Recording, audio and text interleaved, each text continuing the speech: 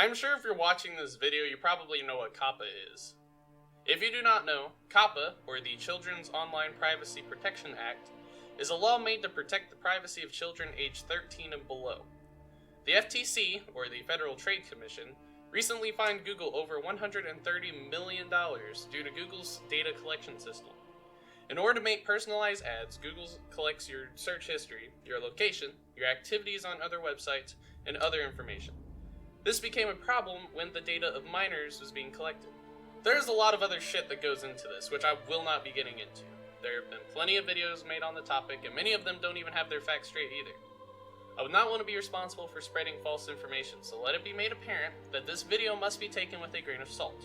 I also advise that you take the ideas of other YouTubers with a grain of salt as well, since many of them don't know exactly what they're talking about either.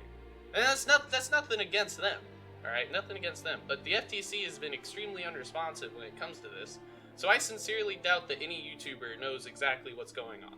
The primary purpose of this video is to explain how my channel will be affected by COPPA in January. As of right now, I plan on remaining on YouTube. Those who, are knowledged in COPPA just gasps, I know I heard it.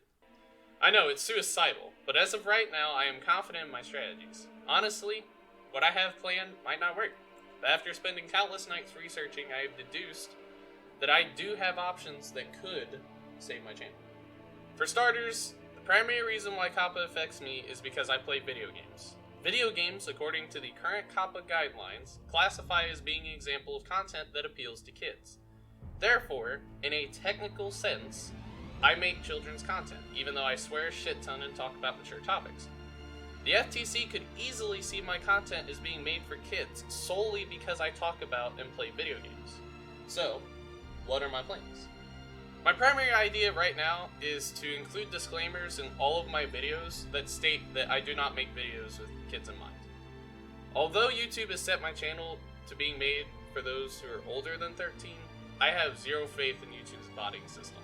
So, I will manually include in every single video I make from henceforth a disclaimer that has a lengthy paragraph stating who was in mind when making the content and why it's not made for kids. It'll probably look something like this. I will also include the same disclaimer in the description of every video as well. I also plan to include a rating system on my channel, like what they do with the video game trailers. For example, this video is not made for kids because it includes these things, which make it not safe for kids. That way, if the FTC saw video games and wanted to make the argument I was making content for kids, I could counter-argue the fact that I was playing Outlast 2, or spending the entire time debating on whether premarital sex has got to go or not.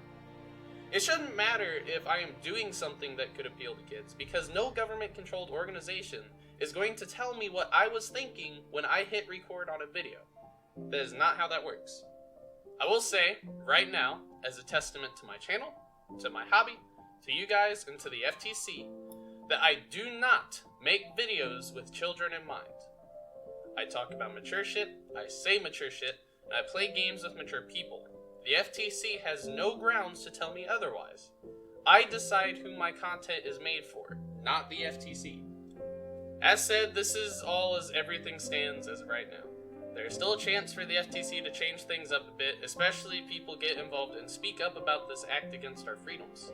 I have included a petition that speaks out against the FTC, but as petitions go, that might not be enough, so I've also included a link below to the FTC's website. There, you can file a formal complaint, which will probably be way more effective. I strongly advise that you file the complaint with respect. Remember, these are the people that are determining all of this shit, so don't be an asshole about it. Just explain why you disagree in a civil and mature way. Give the people at the FTC a reason to listen to your voice. I also want to make it apparent that I am taking a huge risk by doing this. I cannot tell you if this strategy will work or not, so don't think that you can do this as well and it'll work. Don't go and say that this is how you avoid it, because I don't know if this will work or not. I am strictly doing this because I feel like it'll work. It probably won't. But there's a slim chance that I can get away with it. That doesn't mean you should go do it either, unless you are absolutely, for sure, confident in the fact that this will work.